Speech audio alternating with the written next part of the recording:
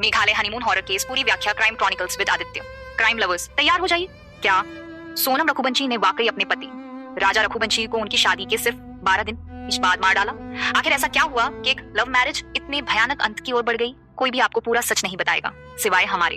Crime chronicles with Aditya में आपका स्वागत है, जहां हम इस रोंगटे खड़े कर देने वाले केस को पुलिस रिपोर्ट्स और एक्सक्लूसिव फैक्ट्स के साथ खोलेंगे। इस वीडियो में आप क्या जानेंगे? एक तूफानी प्रेम कहानी जो त्रासदी में बदल गई, एक हनीमून प्लान जो मौत की ओर ले गया, एक रहस्यमयी फोन कॉल जिसने शक पैदा किया, 200 मीटर गहरी खाई में एक चौंकाने वाली खोज, सोनम की वापसी का सच, निर्दोष या दोषी। आइए इस डरावने रहस्य में गोता लगाएं। मध्य प्रदेश के इंदौर में साकार नगर की पॉश कॉलोनी में एक अमीर परिवार रहता था जो एक फलता फूलता ट्रांसपोर्ट बिजनेस चलाता था। आर्थिक रूप से मजबूत इस परिवार का सबसे छोटा बेटा था राजा रघुवंशी, जिसकी उम्र लगभग 30 साल थी। राजा अपने परिवार की ट्रांसपोर्ट कंपनियों में योगदान देता था और सब कुछ सही चल रहा था, लेकिन मार्च 2025 में उसकी जिंदगी ने एक नया मोड़ लिया जब उसकी मुलाकात सोनम से हुई, जो एक प्लाईवुड कंपनी में एचआर प्रोफेशनल थी। दोनों में प्यार हुआ और सिर्फ 2 महीने में ही उन्होंने शादी करने का फैसला कर लिया।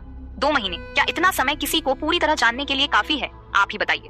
दोनों परिवारों ने सहमति दी और 11 मई 2025 को एक भव्य शादी तय हुई। जैसा कि मैंने बताया, यह परिवार आर्थिक रूप से बहुत मजबूत था, इसलिए शादी बेहद शाही थी। लेकिन शादी के तुरंत बाद सोनम ने हनीमून के लिए कहीं एक्सोटिक जगह जाने की जिद की। राजा, जो पहले ही कई जगहों पर घूम चुका था, ने से सोनम के ज्यादातर सुझाए डेस्टिनेशंस को यह कहकर खारिज कर दिया कि वह वहां पहले जा चुका है। पहले उन्होंने कश्मीर जाने का प्लान बनाया, लेकिन पहलगाम में हाल ही में हुई एक घटना के कारण वह प्लान रद्द हो गया। इसके बाद उन्होंने असमान के कामाख्या देवी मंदिर और फिर गए मेघालय के शिलोंग में रोमांटिक ट्रिप का फैसला किया, जहां वे कई खूबसूरत जगहों को एक साथ एक्सप्लोर करना चाहते थे। 20 मई को वे इंदौर से बैंगलोर और फिर बैंगलोर से गुवाहाटी की फ्लाइट लेते हैं। वे सबसे पहले कामाख्या देवी मंदिर जाते हैं और अपने परिवारों को बताते हैं कि वे सुरक्षित पहुंच गए हैं और मजे कर रहे हैं। फिर वे शिलोंग के लिए रवाना हो जाते हैं। अगले 2-3 दिनों तक वे अपने परिवारों से लगातार संपर्क में रहते हैं, हर छोटी छोटी जगह की जानकारी साझा करते हैं। लेकिन 23 मई को दोपहर करीब 1:30 राजा आर्य की माँ उमा सिंह ने सोनम को फोन किया। सोनम ने कॉल उठाया, लेकिन उसकी आवाज कांप रही थी, सांस फूल रही थी, जैसे वह किसी पहाड़ी इलाके में चढ़ रही हो या लो ऑक्सीजन एरिया में ट्रेकिंग कर रही हो। जब किन्नत उमा ने पूछा तो कैसे सोनम ने बताया कि वे हाइकिंग कर रहे हैं। उमा ने चिंता जताते हुए सोनम को याद दिलाया कि उस दिन उसका व्रत करता था और उसे आराम करना चाहिए था। सोनम ने कहा कि नेटवर्क खराब है और वह बाद में कॉल करेगी। वह कॉल कभी नहीं आई। यह आखिरी बार था जब परिवार ने उनसे बात की। उमा ने सोनम और तनवीन राजा को बार-बार फोन करने की कोशिश की, लेकिन दोनों के फोन नॉट रीचेबल थे। 23 मई की रात परिवार के लिए बहुत मुश्किल थी। 24 मई तक जब कोई संपर्क नहीं हुआ तो परिवार में घबराहट बढ़ गई। राजा के परिवार ने सोनम के परिवार को सूचित किया और दोनों परिवारों से 2 लोग, राजा का भाई विपिन, सोनम का भाई कोविंद सीरी शिलोंग स्टेशन के लिए इमरजेंसी फ्लाइट लेकर रवाना हुए, जो 1000 किलोमीटर से ज्यादा का सफर था। शिलोंग में उन्हें एक बड़ी समस्या का सामना करना पड़ा, भाषा की बाधा। हताश होकर विपिन और कोविंद ने घर फोन करके सुझाव दिया कि सोशल मीडिया इन्फ्लुएंसर्स की मदद ली जाए। उन्होंने 5 लाख रुपए का इनाम भी घोषित किया। जल्द ही दंपति की तस्वीरें और वीडियो वायरल हो गए, जो मध्य प्रदेश और मेघालय के एसपी तक पहुंचे। यह केस अब हाई प्रोफाइल बन चुका था और मेघालय पुलिस सहित कई टीमें सक्रिय हो गई। एक बड़ा ब्रेक थ्रू तब आया जब एक स्थानीय व्यक्ति वी सागर सेन ने बताया कि राजा में ML 05588147 नंबर का एक स्कूटर 4 दिन प्रशिंदा के लिए किराए पर लिया था।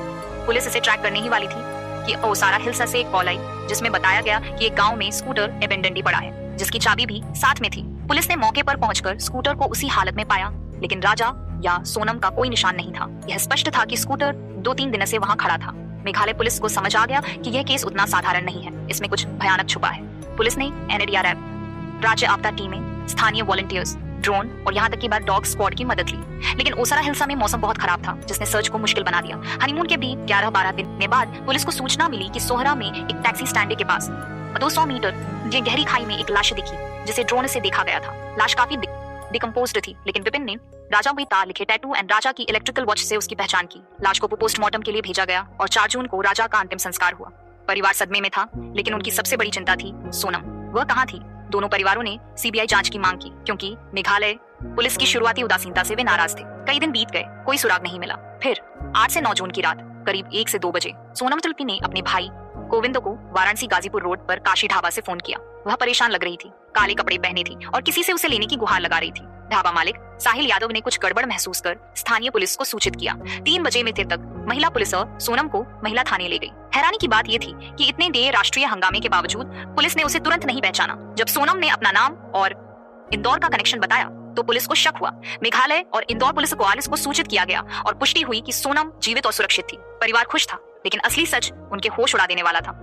एक स्थानीय गाइड एल्बर्ट डे ने बताया कि सोनम राजा ने उनकी सेवाएं ठुकरा दी थीं और दूसरे गाइड को चुना था। उन्होंने 3 अन्य लोगों को भी देखा जो हिंदी बोल रहे थे और शिलोंग के नहीं लग रहे थे।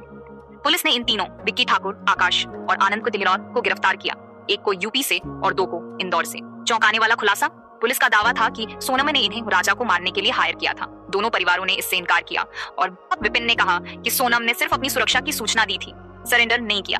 केस अभी जांच में है। एक और नाम सामने आया, राज। कुछ रिपोर्ट्स का कहना है कि बिग सोनम राज शादी से पहले के रिलेशनशिप में थे और हनीमून प्लान सोनम का ही था।